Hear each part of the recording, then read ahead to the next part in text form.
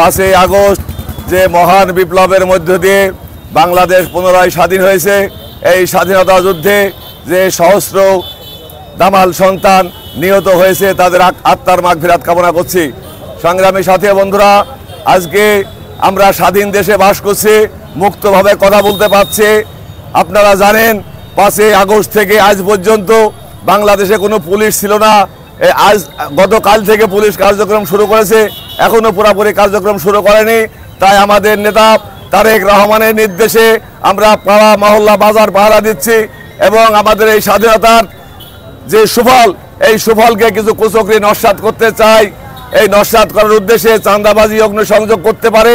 সেই ক্ষেত্রে আমরা বাজারের প্রত্যেকটা দোকানদারকে আমরা আহ্বান জানাবো, কেউ যদি আপনাদের কাছে চাঁদা চায়, কেউ যদি আপনাদেরকে বিরক্ত করে, কেউ যদি উত্ত্যক্ত করে, দয়া করে থানা বিএনপির কাছে আপনারা যাবেন।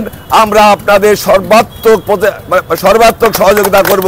আমাদের নেতা তারেক রহমানের নির্দেশ। কারণ বাংলাদেশ 17 বছর যে লুটেরা রাজত্ব করেছে, এই লুটেরাদের পতন হয়েছে। লুটেরার শেখ হাসিনা দেশ ছেড়ে পালিয়েছে, কিন্তু বাংলাদেশে যারা লুট করেছে শেখ হাসিনার পরে, তারা কিন্তু এখনো দেশ ছাড়েনি।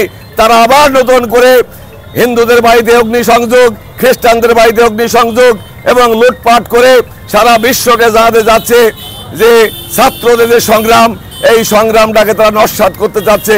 ছাত্রদের এই সংগ্রামকে নস্যাৎ যাতে না করতে পারে, এই জন্য আমরা ঐক্যবদ্ধ আছি, আগামী দিনে ঐক্যবদ্ধ থাকবো।